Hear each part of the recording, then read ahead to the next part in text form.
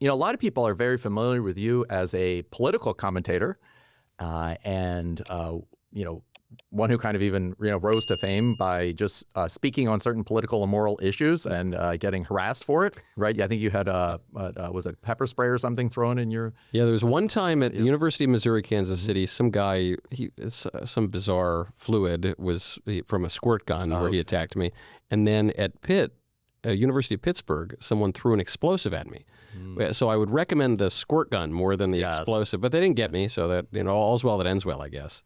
So tell us a little bit about, but I think some people were kind of surprised to know that you were coming to be a speaker at Ave Maria, and they were actually surprised to find out that you were Catholic and you had like deeply held religious convictions and believed that Jesus was Lord. Yeah. And so would you talk to us a little bit about your kind of story of return to faith in Jesus Christ? Happily. That's really all I want to talk about. And so I'm happy to comment on political things. It's fun. I do care about the polity and think we have to be engaged in our communities. But ultimately, those are the only books I want to read. That's all I want to really think about and talk about. So, sometimes with the show, a little bit of sugar makes the medicine go down. And I did revert with the zeal of a convert, but that's only after I had been, practically speaking, an atheist for about 10 years. So I was raised cradle Catholic, and we took it with varying degrees of seriousness when I was a child. By the time I was 13, I told my mother, I said, I'm an atheist. And she said, oh, here we go. This was the time of the new atheists and Christopher Hitchens, Daniel Dennett, all those people. And I was a punk 13-year-old kid who thought he was smarter than he was, which is the ideal audience for the new atheists, actually. And so I said, I think I'm an atheist. And I didn't want to be confirmed in the church.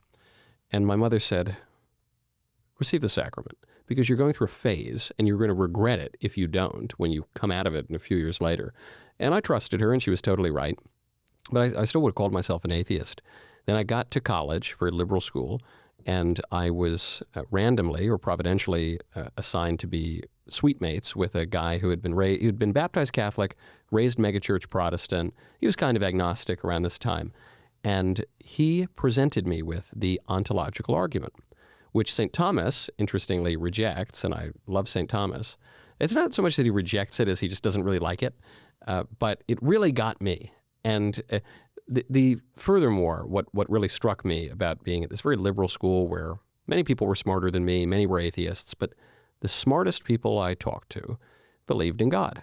And I had been told by, Christopher Hitchens and Bill Maher that only idiots believe in God. And so this was rather shocking to me.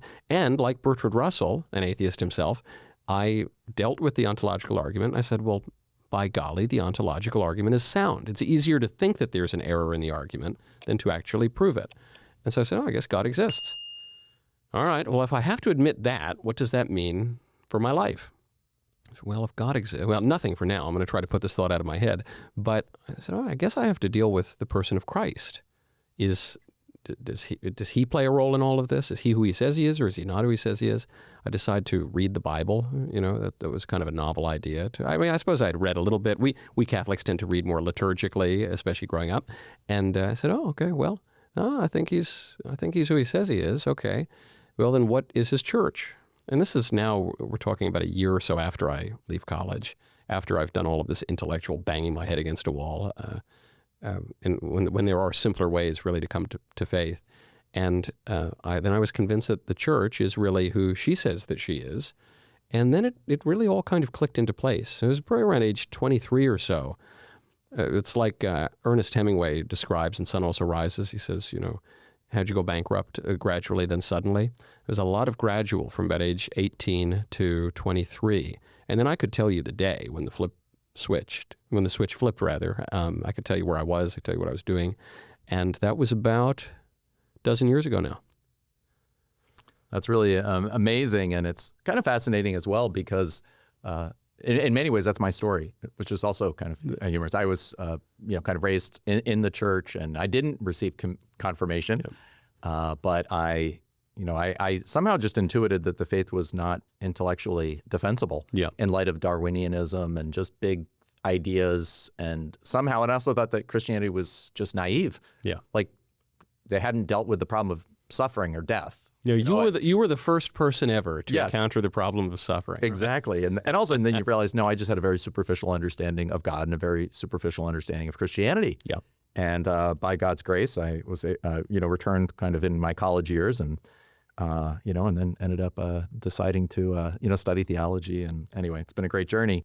Thank you so much for watching. If you enjoyed today's episode, please hit the like button and subscribe to the Catholic Theology Show. Thanks, and God bless.